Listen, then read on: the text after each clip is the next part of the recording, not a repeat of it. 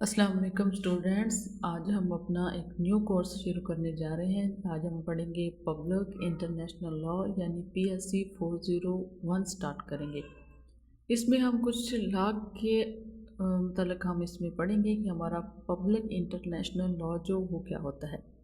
اس کے مطلب total 45 lessons ہیں اور آج ہم اس کا جو لیسن نمبر 1 ہے وہ ڈسکس کریں گے۔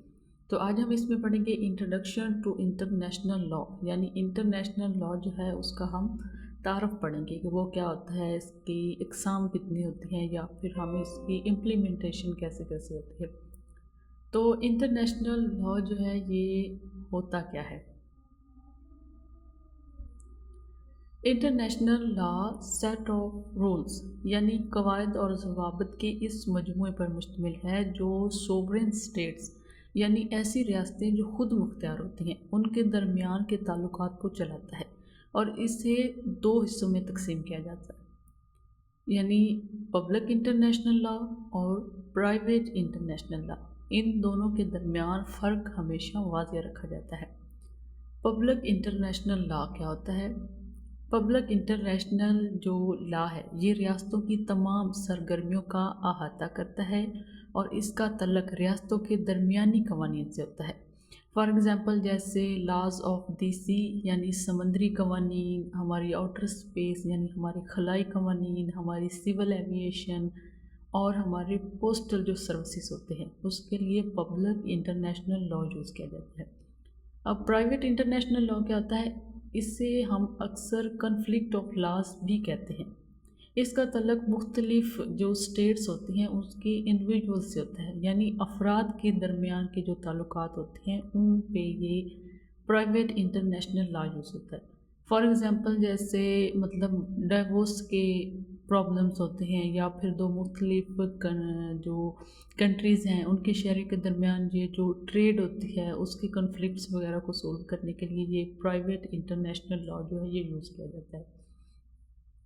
تو اس لیسن میں یہی امپورٹنٹ ہے کہ انٹرنیشنل لا کے کتنی اقسام ہوتی ہیں، تو 2 ہوتی ہیں، ایک پبلک انٹرنیشنل لا اور دوسرا ہوتا ہے پرائیویٹ انٹرنیشنل لا۔ تو پبلک انٹرنیشنل لا کیا ہوتا ہے اور پرائیویٹ انٹرنیشنل لا کیا ہوتا ہے، اسے ہم کب یوز کرتے ہیں، یہی آپ نے اس میں یاد رکھنا ہے۔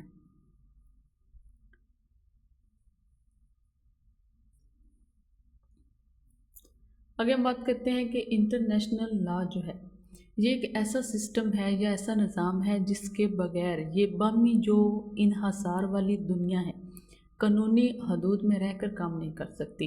یہ نہ صرف اسٹیٹس کے رویوں کو کنٹرول کرتا ہے، فار ایگزامپل جیسے مطلب کوئی ہماری طاقت ہے اس کو استعمال پہ پابندی عائد کرتا ہے، اور یہ ہیومن رائٹس یعنی یہ جو انسانی حقوق کے حوالے سے افراد کے لیے بھی قوانین کو برقرار رکھتا ہے۔ انٹرنیشنل لا جو ہوتا ہے وہ ڈپلومیسی یعنی یہ جو ہماری سفارت کاری ہوتی ہے اور ہماری پولیٹکس سے گہرا جڑا ہوتا ہے۔ یہ ایڈورسریل سسٹم یعنی یہ جو ہمارا حریفانہ نظام پہ مبنی نہیں ہوتا بلکہ اس کے بہت سے قوانین ریاستوں کی اپنی روایات اور ان کی پریکٹس سے نکلے ہوتے ہیں جو کہ کافی فلیکسیبل بناتے ہیں اس کو، یعنی کہ لچکدار بناتے ہیں۔ یہ اسٹیٹس کو صرف ایک راستے کے بجائے کئی آپشنز فراہم کرتا ہے جو کہ سیاست اور اس کی جو ایڈورسریلز یعنی یہ جو اس کی سفارت کاری ہوتی ہے اس کے لیے ایک فائدہ مند چیز ہوتی ہے۔ آگے ہم بات کرتے ہیں اس کے اسکوپس کی۔ تو جو انٹرنیشنل لا ہے اس کے جو دائرہ کار ہوتے ہیں، انٹرنیشنل لا قانون کی یا قوانین کی ایک وسیع رینج کا احاطہ کرتا ہے جس میں درج ذیل جو پوائنٹس شامل ہوتے ہیں، جیسے جس میں ریفیوجیز لا یعنی یہ جو پناہ گزینوں کے قوانین ہوتے ہیں، اس میں نارکوٹکس یعنی ڈرگز ٹریٹیز یعنی یہ جو منشیات سے متعلق معاہدے کیے جاتے ہیں، ہیومن ٹریفکنگ یعنی انسانی اسمگلنگ جو ہوتی ہے، ورلڈ ہیلتھ ٹریٹیز یعنی عالمی صحت کے معاہدے وغیرہ، اور انٹرنیشنل ٹریڈ ڈیولپمنٹ بین الاقوامی تجارتی ترقی کے قوانین جو ہوتے ہیں، اور اس میں لیٹرز آف کریڈٹ وغیرہ شامل ہوتے ہیں۔ تو پاکستان میں انٹرنیشنل لا کی صورتحال کیا ہے، ہم ایک نظر اس پہ بھی ڈال لیتے ہیں۔ تو پاکستان میں انٹرنیشنل لا کا دائرہ وقت کے ساتھ ساتھ بڑھ رہا ہے۔ پاکستان پہ یہ لازم ہے کہ وہ ان تمام ٹریٹیز اور معاہدوں یعنی کنونشنز کی پاسداری کرے جن کی اس نے ریٹیفیکیشن کی ہے یعنی تصدیق کی ہے۔ کسی بھی بین الاقوامی معاہدے کی تصدیق کے بعد پاکستان کے لیے ضروری ہے کہ وہ اسے اپنے جو ڈومیسٹک لاز ہوتے ہیں یعنی کہ یہ جو مقامی قوانین ہوتے ہیں اس میں شامل کرے۔ فار ایگزامپل یہ جو ڈینجرس کارگو ایکٹ ہے جس میں یہ جو کیمیکلز ہوتے ہیں یا یہ جو ڈرگز ہوتی ہیں یہ سپلائی کی جاتی ہیں یا پھر منگوائی جاتی ہیں تو اس کے متعلق یہ ایکٹ بنایا گیا تھا۔ اور یہ جو میریٹائم زون ایکٹ 1996 میں بنا تھا یہ دراصل انٹرنیشنل لاء کو ڈومیسٹک لاء میں چینج کرنے کی ہی ایک کوشش تھی۔ اسی طرح جیسے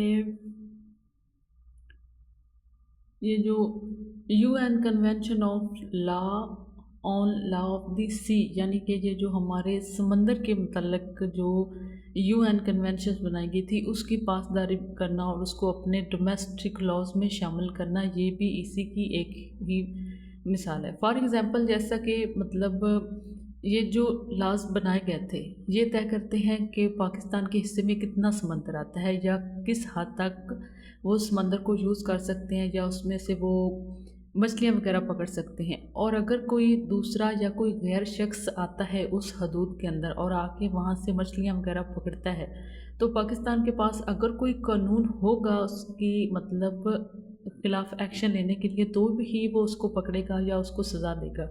جب اس کے پاس کوئی قانون ہی نہیں ہوگا تو پھر وہ اس شخص کو کیسے پکڑ سکتا ہے یا اس کنٹری کو جو اس کی حدود میں آ کے مچھلیاں وغیرہ پکڑ رہے ہیں۔ تو اس لیے یہ جو انٹرنیشنل لاز بنائے گئے ہیں سمندر کے متعلق اس کو اپنے ڈومیسٹک لاء میں شامل کرنا ضروری ہوتا ہے تاکہ اس پہ ایکشن لیا جائے۔ تو یہی تھا بس ایک شارٹ سا لیکچر۔ اس میں بس یہ دو چیزیں ہی ہیں یاد کرنے والی کہ پبلک انٹرنیشنل لاء کیا ہوتا ہے اور پرائیویٹ انٹرنیشنل لاء کیا ہوتا ہے، اور اس میں آپ نے کچھ بھی یاد نہیں کرنا۔ آج کا یہ جو گلوبلائزیشن ہے یعنی دنیا جو ہے یہ عالمگیریت کا ایک دور بن گیا ہے جہاں کنٹریز کا ایک دوسرے پہ جو انحصار ہے وہ بڑھ گیا ہے، وہاں بین الاقوامی قانون کی اہمیت مزید بڑھ جاتی ہے۔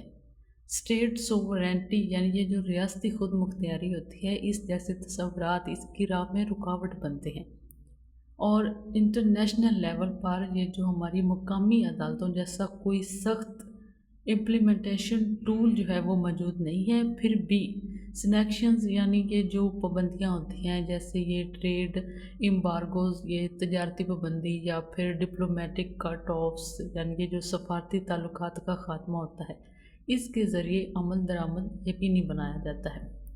آخر میں ہم یہ کہہ سکتے ہیں کہ بین الاقوامی قانون جو ہے یعنی یہ جو ہمارا انٹرنیشنل لا ہے مختلف نظریات اور پالیسیاں رکھنے والی ریاستوں کے درمیان ایک برج کا کام کرتا ہے تاکہ دنیا کو زیادہ پرامن اور منظم بنایا جا سکے۔ تو پھر ملتے ہیں اگلے لیکچر میں، تب تک اللہ حافظ۔